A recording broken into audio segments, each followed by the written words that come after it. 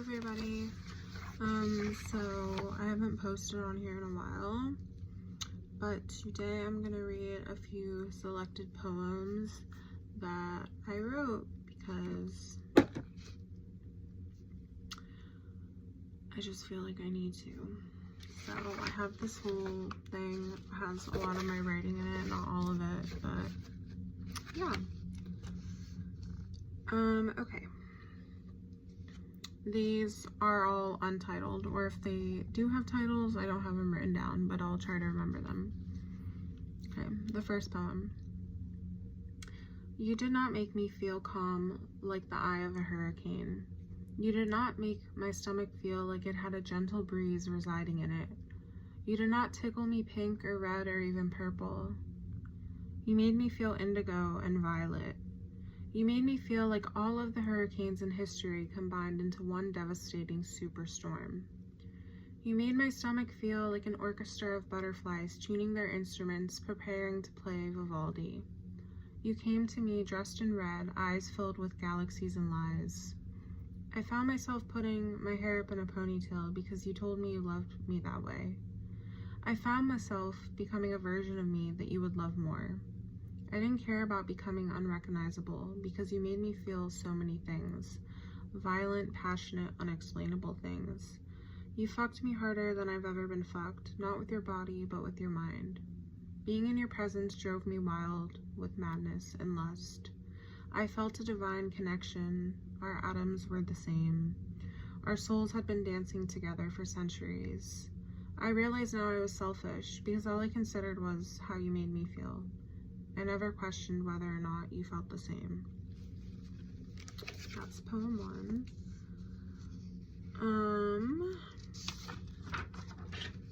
I kind of have to flip through.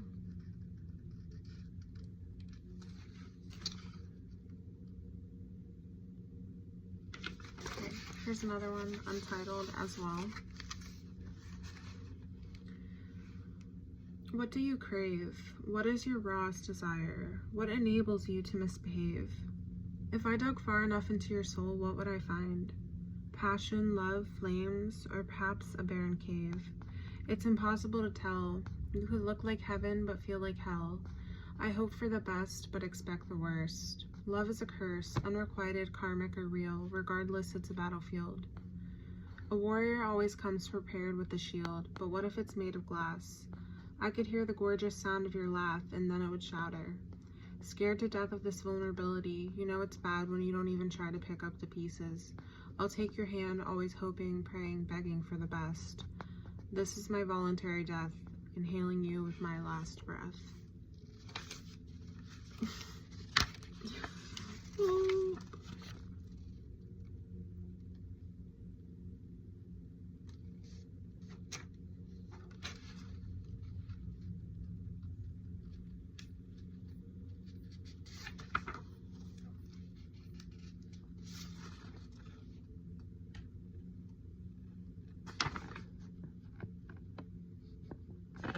This isn't really a poem, but this is more of something I wrote on my father's birthday, after he died. So it's, I don't know.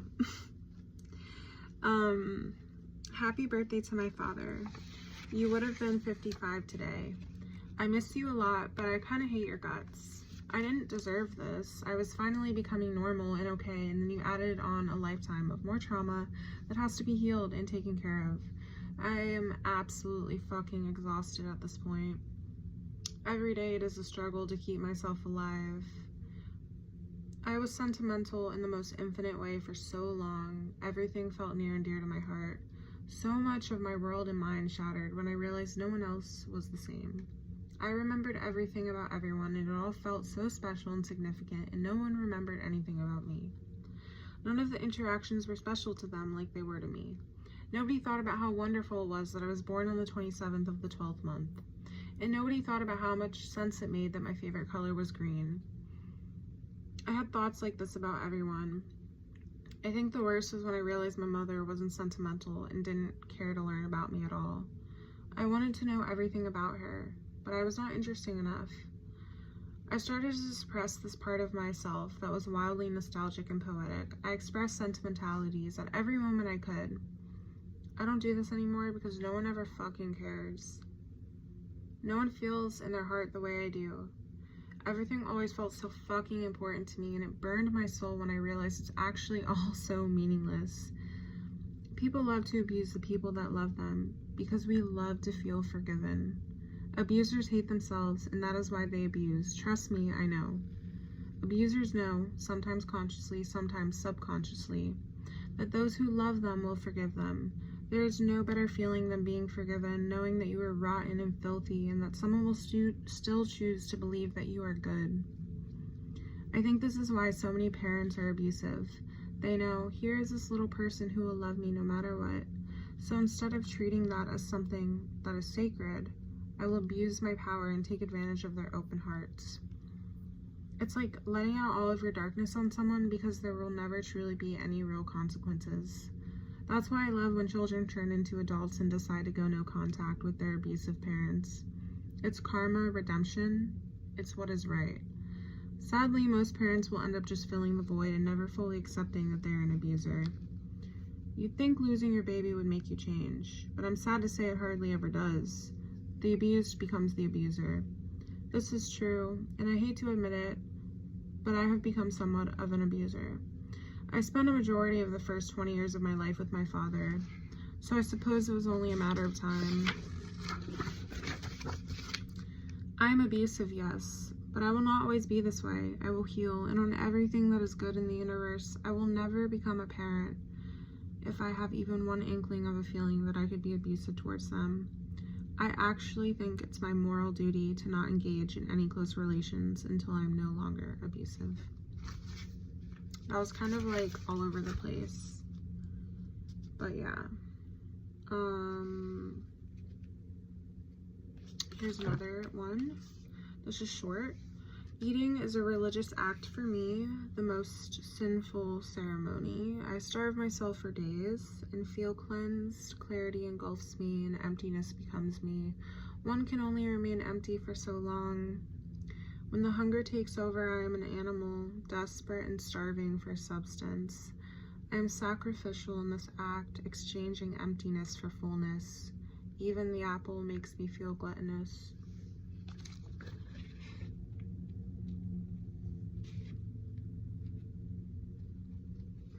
This is another rambling.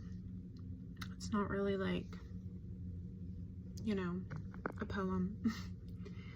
Why seek understanding when you can't even understand yourself? Love and hate are the same thing in different colors. I wanted to be loved like a natural disaster wants to be controlled. I wanted to be loved like an addict wants a hit. I wanted to be loved like a madman wants to be sedated. I wanted to be consumed and ravished and eaten alive.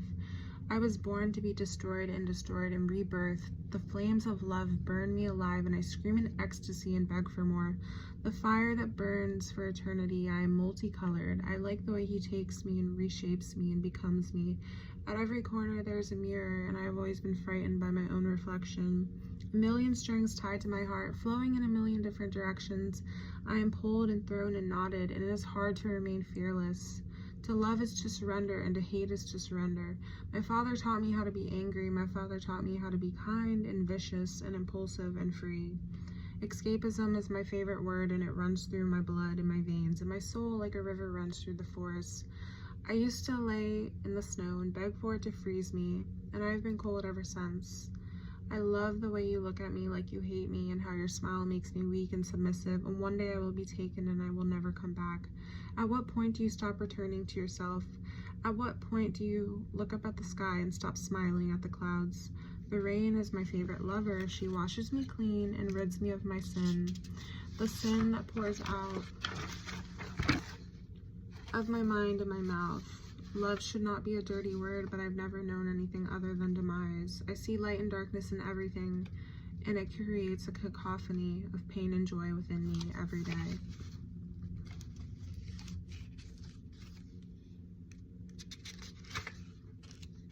I'll probably read one more, and then, yeah.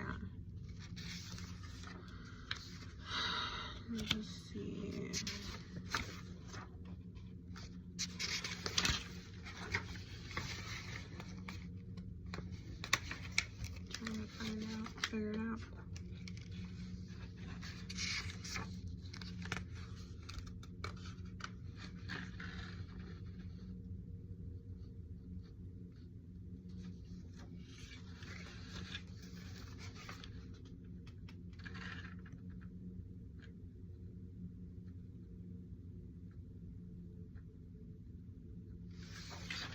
This one's kind of crazy, but so be it.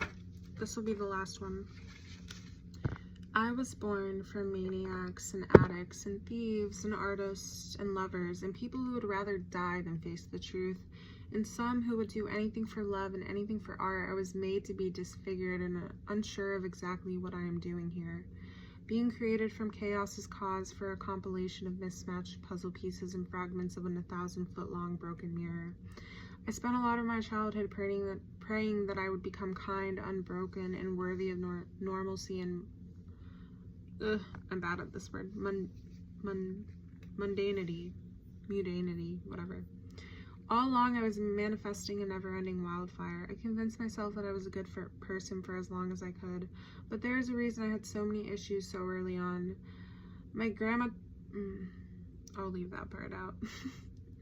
I spent a lot of time wondering if this was also... I'll also leave that part out. I have realized very deeply that I need pain and self-soothing in order to create. The pain alone isn't enough. I need remedies to get my fingertips inspired. I want to walk you home. How many times does someone walk me home? How could I feel so bad for someone I hate so much? I can't help but be vile to him. He has destroyed me too many times. I let him in more than anyone, and he has made a mess out of it. I can't fucking stand him. I hate him. He was supposed to be the one, but he is not. He is not. We are too far gone. What am I supposed to do when I can't even breathe properly unless his hands are wrapped around my throat? I have never gotten so high on someone before, and one day I will have to say goodbye. People are not good. People are not bad. They are full. I can't keep up with this black and white thinking. It is not sustainable. I can't define everybody by one atrocious thing they have done. How many times have I sought out forgiveness? Forgiveness is one of the hardest things to give. How does one even give forgiveness without resentment? God, someone tell me. I'll make it right with everyone in my life if it is the last thing that I do. I have loved them all for a reason. It is because they are worthy of love, and if they are worthy of love, they are worthy of forgiveness. I cannot condemn them. How do I feel when I am condemned? Like I want to fucking die. I have slits all over my wrists as we speak due to being outcasted. How many family pictures have I been excluded from? Sometimes I like to pretend that I'm dead, and that in those pictures I was a joyful, loved ghost, and that is why I'm not able to be seen. I will not do unto others what has been done unto me. I will be kind even though I feel far too gone. I feel disturbed. So anyways, that's a few of my ramblings, poems, whatever you want to call them. Hopefully they can connect to some people. I don't know. But yeah, I hope everyone is doing well.